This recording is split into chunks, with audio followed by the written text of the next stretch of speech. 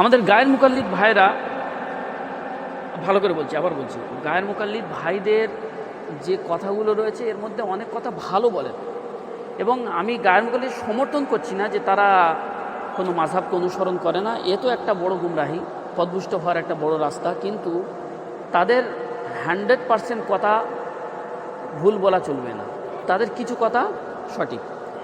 এই যে আমরা এগুলো করি, যে আল্লাহ রাসূল সাল্লাল্লাহু আলাইহি ওয়াসাল্লাম হাদিসগুলো ছেড়ে হাদিস পড়ছি না, একটা মানুষের জীবনী পড়ছে, রাবেয়া বসরি, হাসান বসরি, আরও শিবলি, জুনায়েদ বাগদাদি, এইসব বুজুর্গদের সাথে বিশ্বাস রাখা, আকীদা রাখা অবশ্যই দরকার।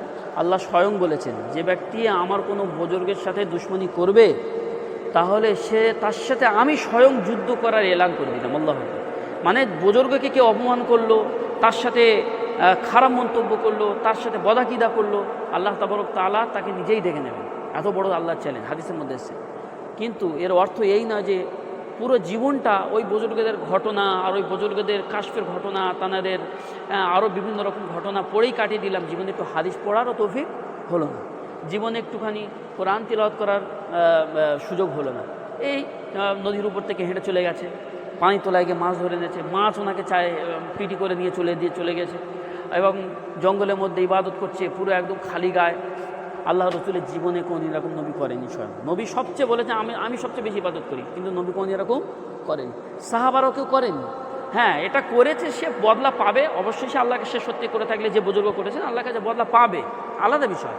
কিন্তু এই যে তিনি এরকমভাবে খালি গায়ে শীতের রাত্রে জঙ্গলে ইবাদত করছে, ঠান্ডা লাগছে, আল্লাহ তাবারক তাআলা অজগর সাপকে পাইতে দিয়েছে, অজগর সকালে উঠে দেখছে অজগর তাকে ঘিরে রেখে দিয়েছে, আর সারা রাত গরম দিয়েছে।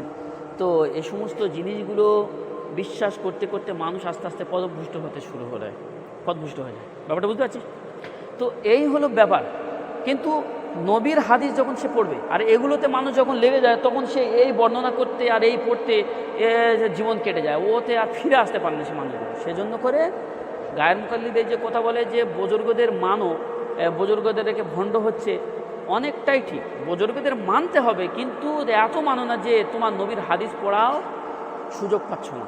হাদিস পড়ে তোমার আল্লাহ রসুলের প্রত্যেকটা হাদিসের মধ্যে এমন পায়গাম, এত সহজ পায়গাম আছে, যে পায়গাম পড়লে একটা বিবেকপূর্ণ মানুষ, যার হালকা আল্লাহ বুঝ দিয়েছে, ইমানের হালকা নূর তার অন্তরে আছে, নবীর কথা শুনে সে অস্বীকার করতে পারবে না। তার প্রত্যেক পায়ে মনে হবে যেন আমি একটা পাথে পেয়েছি, আমি একটা মানে দামি মূল্যবান জিনিস পেয়েছি। তার প্রত্যেক পায়ে সে অন্তরে একটা বিশ্বাস পাবে।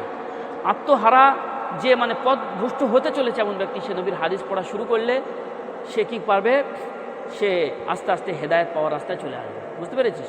কিন্তু যখন মানুষ নবীর হাদিস ছেড়ে এই সমস্ত জিনিসগুলো উপরে আকীদা বিশ্বাস করতেই থাকবে, তখন সে ব্যক্তি আস্তে আস্তে পথভ্রষ্ট হবে। কিন্তু গায়ের মুকাল্লিদরা এই কথা বলে, যে এরকম বলে যে পুরো কোনো ইমামকে মানো না, কাউকে মানো না, ব্যাস আল্লাহ রসুলকে মানো, এটা কিন্তু কোরআন হাদিসের পুরো একেবারে বিপরীত। কোরআন হাদিস নিজেই আমাদেরকে বলছে যে যখন তোমরা পাবে না, কি বলে, রাস্তা পাবে না, এলেম নেই যে ব্যাপারে, সে ব্যাপারে তোমরা ওলামাদের কাছ থেকে, যারা জানে তাদের কাছ থেকে, ইন কুনতুম লা তা'লামুন ফাসালু আহলা যিকর, আহলু যিকর থেকে জেনে নাও, যারা জানে অবগত তাদের থেকে তোমরা জেনে নাও। তো অবশ্যই ওলামাদের থেকে জানতে হবে। আল্লাহ রসুল দুনিয়া ছিলেন, সাহাবারা আল্লাহ রসুলের কাছ থেকে জেনেছেন। আল্লাহ রসুল চলে গেছে, সাহাবার কাছ থেকে জেনেছেন। আল্লাহ রসুল চলে যাওয়ার পরে সাহাবারা জেনেছেন সাহাবাদের কাছ থেকে, জানা বড় সাহাবা ছিল না, আবার সাহাবারা বড় বড় সাহাবা চলে গেছেন, তাবিন এসছেন, যারা সাহাবাদেরকে মেনেছে তারা সাহাবাদের কাছ থেকে জেনেছে। এইভাবে একে অপরের থেকে জানা শেখার মাধ্যম আমাদের কাছে এই দিন পৌঁছেছে। তো সেজন্য করে যে তোমার আল্লাহ বিবেক দিয়েছে, বিবেক দিয়ে বোঝো কোন আলেম সত্যি সঠিক, তার থেকে অবশ্যই তুমি জানো। কিন্তু একেবারে উড়িয়ে দিলে যে আল্লাহ রসুল ছাড়া কাউকে মানব না, এটা একটা বড় ধরনের পথভ্রষ্ট এবং গুমরাহি। সেই জন্য করে আল্লাহ রসুলকে মানতে হবে, সাথে ওলামাদেরকেও মানতে হবে, যে ওলামারা সঠিক রাস্তা দেখান তাদেরকেও মানতে হবে। নিজে অসুস্থ হয়ে গেলে আমরা অনেক চিন্তা করে কোন ডাক্তারের কাছে যাব, কোন ডাক্তার সঠিক, অনেক যাচাই বাছাই করে তারপরে যাই। তো সেমনিভাবে আমাদেরকে এইভাবে যাচাই বাছাই করে দেখতে হবে কোন ওলামা সঠিক, কে বলছে শুধু বলে যাচ্ছে না, তার আমলটাও শরীয়ত মোতাবিক আছে কিনা সেটাও দেখতে হবে।